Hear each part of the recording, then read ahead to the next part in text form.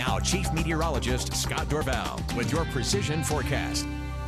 Well, the heat is on, but not quite as bad as yesterday at this time. Take a look at the temperatures out there. You see the red showing up near 90 and above 90. Much cooler, 57 in Roseburg, 65 in Portland. It will stay cool to the west. It will stay very hot to the east. 98 in Salt Lake. Will be in the middle here around the Boise area. As we take a look at what's happening across southwest Idaho and eastern Oregon, we've got some cloud cover. You notice the high, thin clouds dimming that sun around the Treasure Valley today. Right around the Owyhees, when the wind rides up the Owyhees, if the air mass is moist at the right level, it's just enough lift in the air to cause a little veil of clouds to form, and that was the case.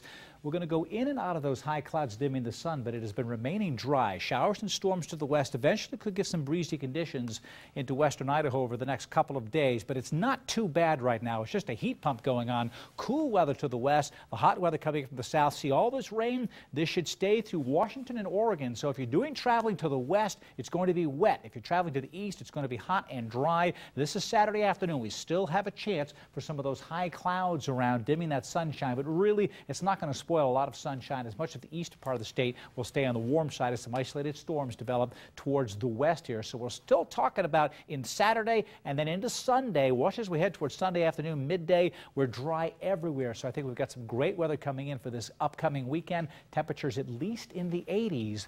Look at the pocket of cool air right along the west coast. There's the jet stream. Here's Idaho on the warm side. The further east you go and the southeast you go, that's where it will be hotter and it will be drier. Early next week, we get one shot of cool air to cool us down for Tuesday. This core of heat will build right back in, and there's more hot weather in the forecast. So for the Treasure Valley, or actually for the extended forecast here for the valley tomorrow, we're at 84 is my forecasted high for tomorrow. So we are going to drop that temperature down by about 5 to 6 degrees during the day tomorrow.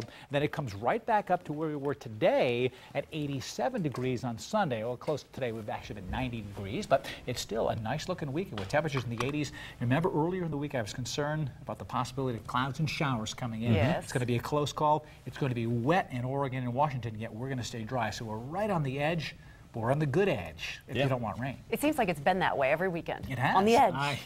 Tell me about it. Good. Thanks, Scott. Coming up on today's